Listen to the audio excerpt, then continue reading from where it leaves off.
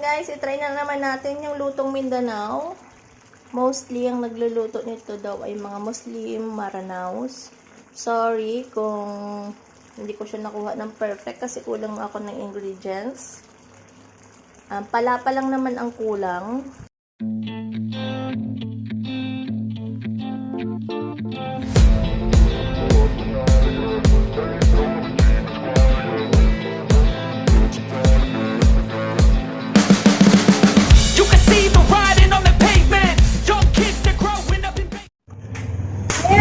So, today, we will be making new recipe. So, nakita ko lang to siya sa Google. Habang naghahanap ako ng recipe na para sa goat's meat. And nakita ko to. Isa siyang recipe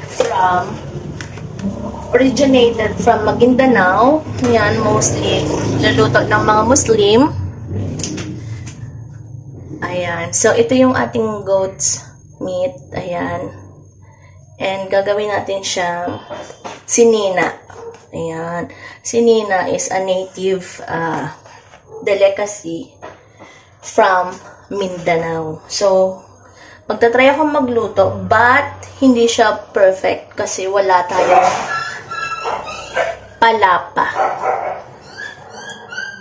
So, yung palapa is spices dapat para dito. So, wala tayo nun. Kasi, ginagawa yan siya. Wala tayong mabilhan dito. So, ito na lang ang gagawin natin. Ito na lang, spices. So, mag-iinit muna tayo ng mantika. And, igigisa natin yung ating mga ingredients. So, unahin natin ang sibuyas. Sunod natin ang ating bawang. Ayan. Ating luya. Vinegar. And ang ating kamatis.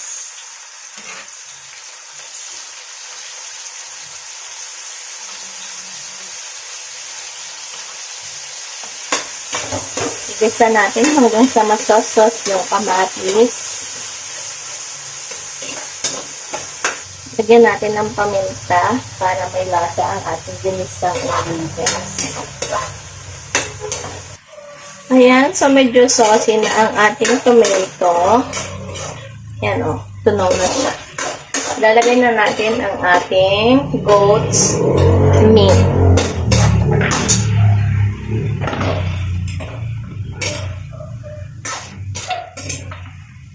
Lagyan natin ng nor seasoning para lumasa yung ating karne. And konting-konti lang na patis. Pampalasa natin. Ayan, so medyo prito-pritohin lang natin yung ating karne. Medyo brownish siya. Para absorb na yung lasa. Ayan. And then, ilagay na natin ang ating gata kasi medyo tuyo na yung ginisa natin. Ito ay unang gata. So, ito lang yung pinalaano ko kasi konti na yung karne natin. Diretso na.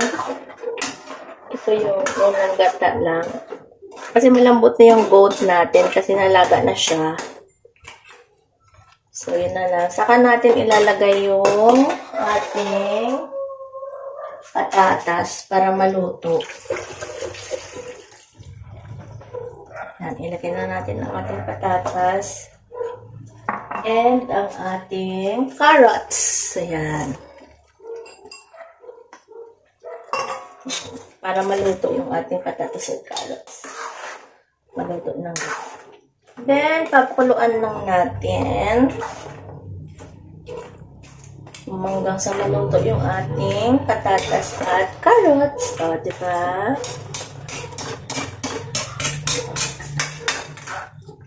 Medyo patutuyuin natin yung ating gata. Maglangis-langis siya. Ayan.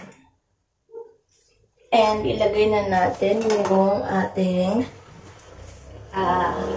chives.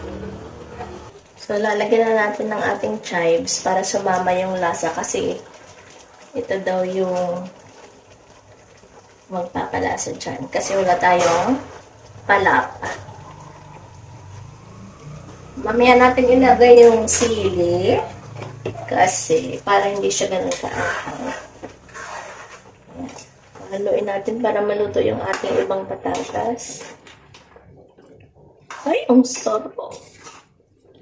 Mukhang nakikita ko na yung finished product kahit hindi pa tapos yung